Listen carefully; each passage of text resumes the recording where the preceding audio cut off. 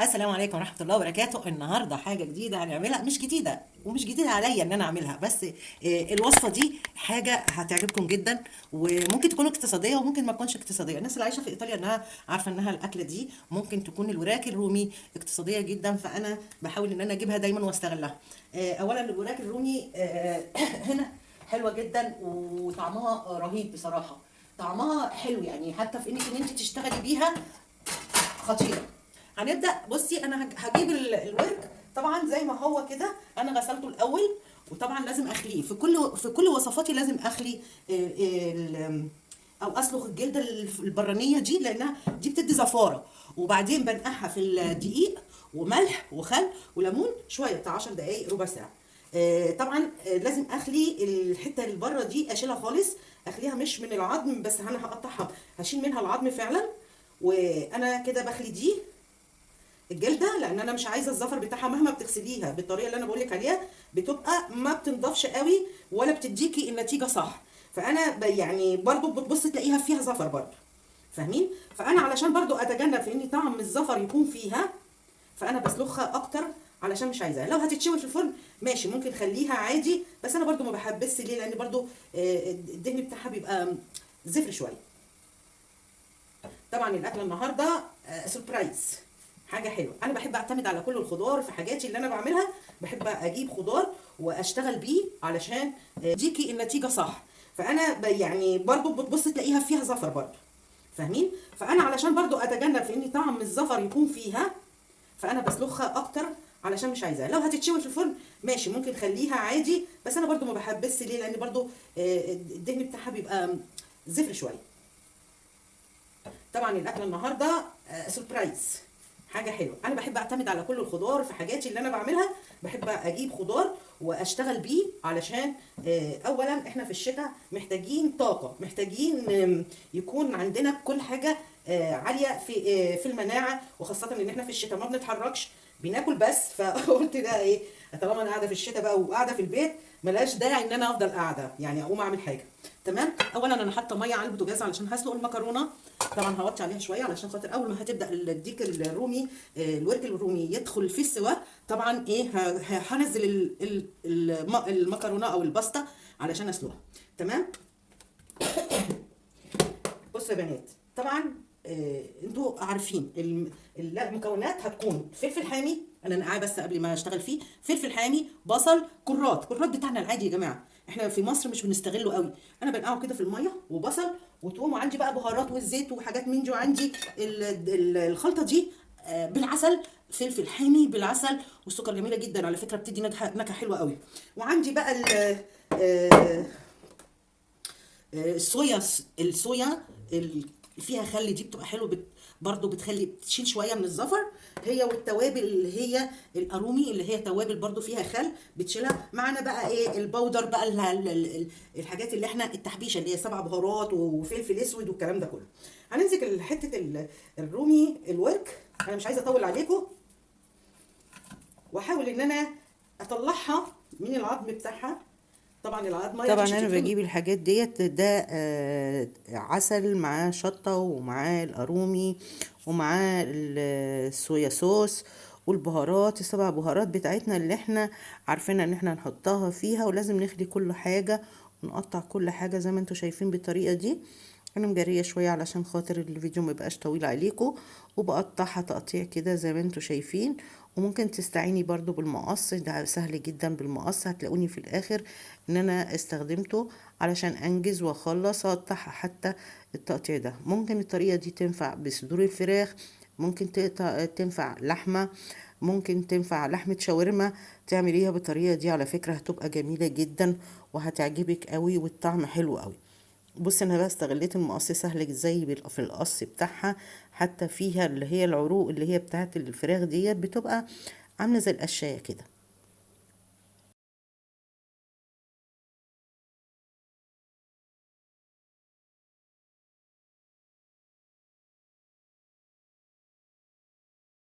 اهو رجعت لكم تاني اهو، عندي طاسه اهي، وهحط في قلبيها شويه زيت عادي، زيت ذره، زيت عباد الشمس، براحتك اللي انت عايزاه. بحط معاها شويه زيت زيتون، ممكن على فكره ملهو يعني، لو انت ما عندكيش مش مشكله، مش اساسي يعني، بس انا بحطها علشان بتدي طعم حلو.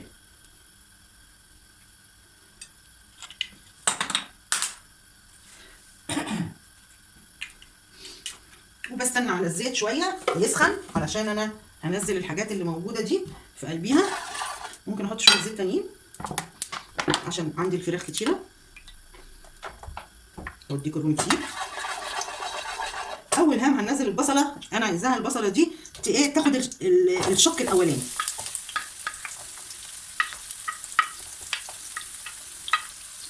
تمام. والله لقيت حته بصله تاني هنزلها احطها. انت البصل زي بالطريقه اللي انت عايزاها بالكميه اللي انت عايزاها مش مشكله، ممكن تحطي البودر مفيش مشكله، بس انا بحبس البودر، بحبس ده عشان هتبصي تلاقيها في وسط الاكل ليها شمخه حلوه. تمام.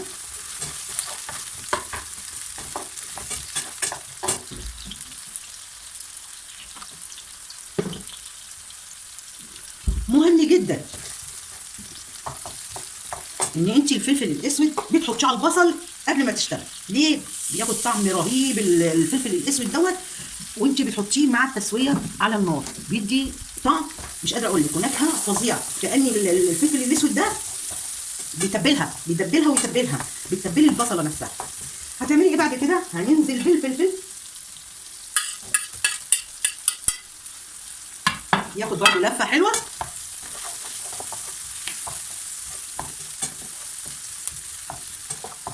شايفين يا جماعه؟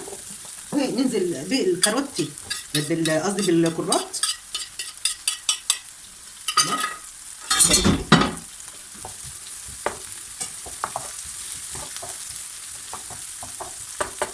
بصوا يا جماعه، بتاخدوا كده على جنب. تمام بالشكل ده. وباخد الفراخ انزلها في الحته دي كده في النص، عايزاها برضو تاخد تسويه شويه بالطريقه دي. انا هعمل الورك كله عشان ممكن حتى لو هو فاض معاكي اللي انت عملتيه ده، ممكن تعمليه سندوتشات، مش لازم مع المكرونه يعني، ممكن يتعمل سندوتشات.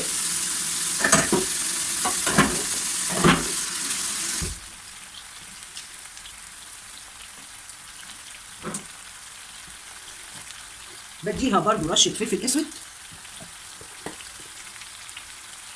الفراخ، وببدا اوسع لها كده شويه شويه. ليه بقى؟ هبدا بقى احط بقى ايه البهارات بتاعتي، اللي هو البهارات بتاعت الشوي. احط شويه بيبقى فيها روزماري ومرمى وتوابل كده يعني بتاعت الشوي كلها ومخصوصه يعني، بيبقى فيها شويه ملح كمان. دي بيبقى فيها كاري برضو اللي هي بتاعت الشوي برضو بالفراخ والحاجات دي. ودي برضو نفس التتبيله. حطي السبع بهارات، هي فيها كل حاجه، وبحط معاها روزماري، تحطي معاها مرمريه. ماشي. معانا بقى ايه البهارات الخضار، توابل الخضار دي اساسي عندي. ليه؟ بتكمل حاجه ناقصه مش موجوده في قلب الخضار اللي انا عملته. تمام. حط شويه حلوين كده وببدا اقلبها تقليب كده.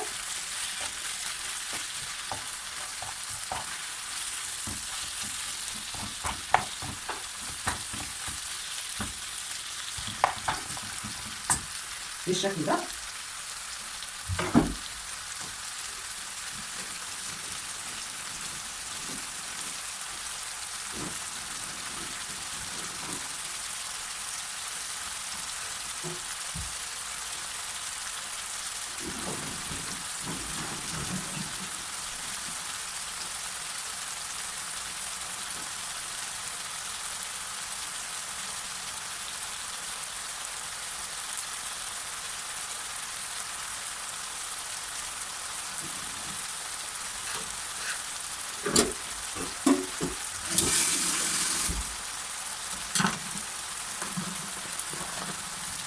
بدأت اهي.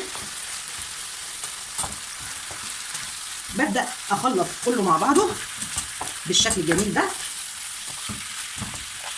بنزل عليها بالصوص الصويا،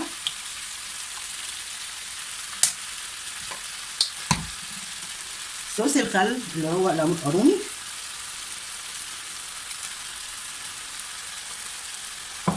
بحط معاها الصوص اللي هو اللي انا قلت لكم عليه، اللي هو بتاع التتبيله بتاعت الفراخ والكلام ده.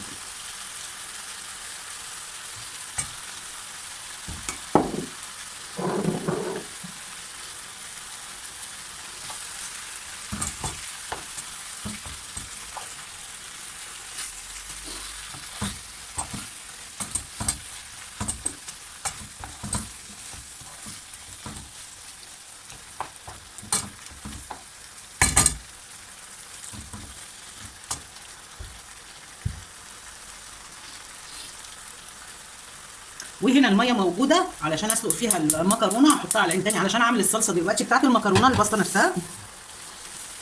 للباستا نفسها هجيب حله تاني وهبدا اشتغل عليها علشان اعمل الصوص بتاع المكرونه، اللي ممكن اخد منها واحط على الفراخ، او ممكن استغنى عنها خالص، مفيش مشكله. ممكن تعمليها كده وتحطي معاها المكرونه من غير صلصه، وممكن تحطي في قلبها شويه صلصه بومودورو مقطعاها مكعبات، وهتدي طعم حلو برده مش وحش. انا بديك الافكار اللي انا بشتغل بيها، الاكلات اللي انا مثلا بعملها لاولادي ومثلا في الايام اللي احنا فيها دي، وبظبط حالي. بمسك شويه الزيت، بحط شويه زيت هنا عشان هعمل مكرونه.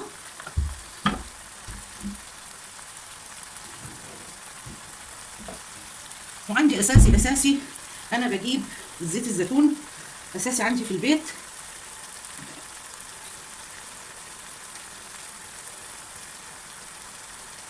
عايزه اقول لكم لقيت الزعتر المفروض ان هو مش موجود هنا في ايطاليا، لقيته جبته، وجبت زيت زيتون عشان اخد زيت وزعتر زي الطريقه السوريه الله يرحمها ماما كانت بتحبها جدا، وانا بحبها جدا على فكره الزيت والزعتر.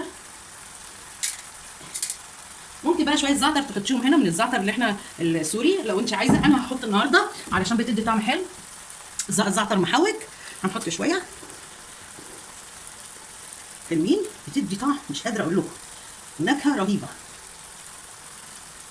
لان فيها بهارات دي.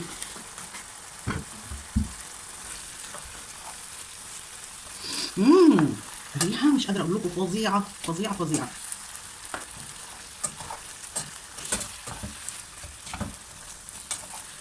على فكره ممكن الطريقه دي تعمليها مع الفراخ، مش لازم فراخ رومي يعني، ممكن تجيبي في قطع فراخ صدور البانيه وتعمليها عادي، وهتديكي نفس الطعم ونفس الريحه ونفس كل حاجه. تمام.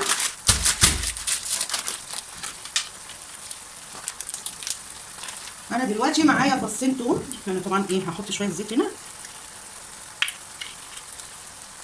ومعايا فصين توم علشان اعمل الصلصه. عيالي بيحبوها مني قوي المكرونه، بيقولوا لي ليكي طريقه رهيبه. عملتها في مصر بس مش عارفه، ممكن تكون نوع المكرونه مش بتطلع نفس اللي انا بعمله هنا في ايطاليا، ممكن نوع المكرونه، لان المكرونه نوعها هنا حلو. بقطع فص توم او فصين توم،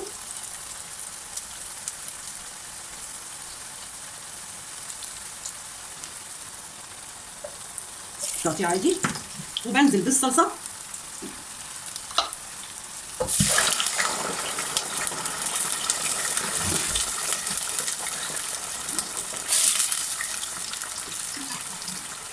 عادي جدا، صلصه عاديه جدا جدا جدا. وبكده الفراخ عندي جهزت، والصلصه اهي انا بدات اعملها اهي، اللي هي الصلصه بتاعت المكرونه. هنزل المكرونه، بحط فلفل اسود عادي، بحط شويه بهارات الخضار دي بتدي طعم حلو جدا. بس كده، وبكده الصلصه جهزت اللي هي بتاعت المكرونه. تمام. والفراخ جهزت، هنزل بقى المكرونه اسلقها.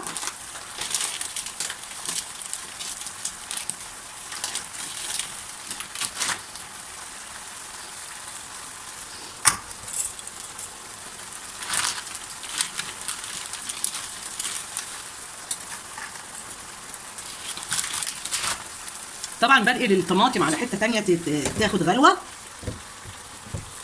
هنا، واحط المكرونه لان الصلصه هنا جاهزه يعني.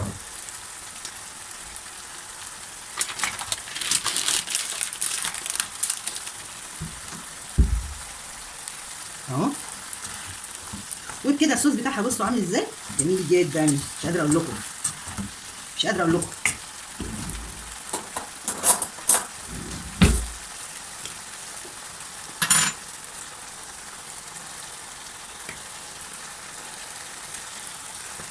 الحاجه ديت وتحطي معاها شويه مكرونه.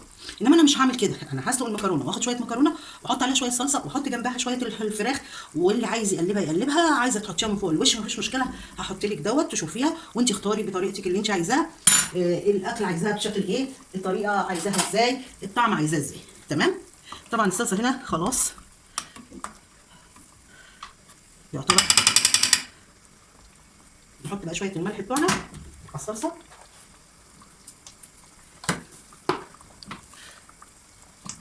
وبكده تتسلق المكرونه وارجع لكم تاني اوريكم الطريقه. هفصل وارجع تاني.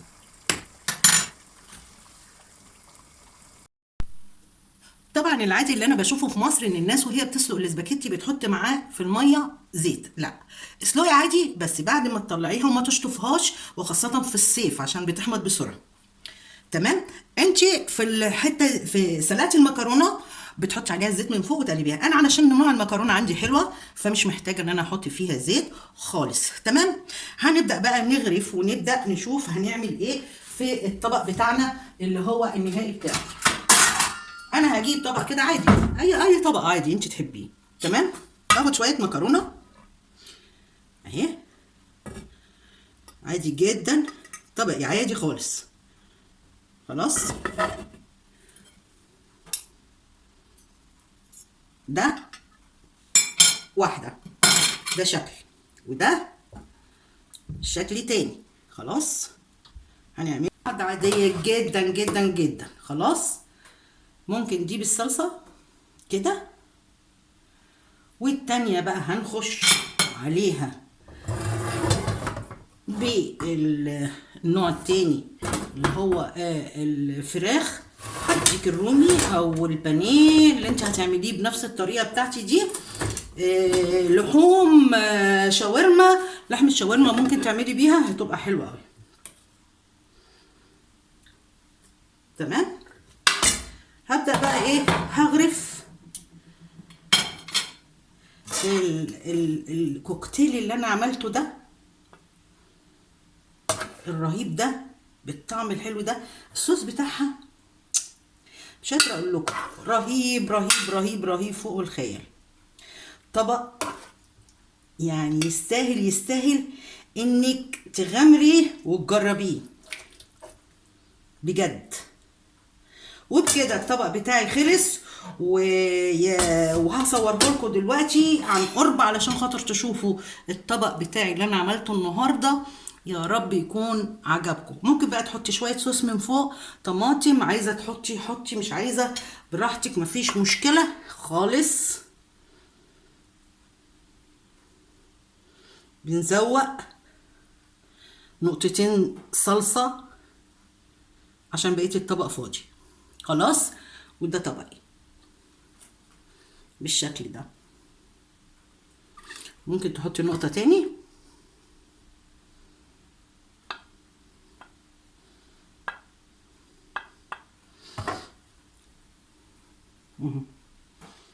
الطبق بتاعي ايه رأيكم؟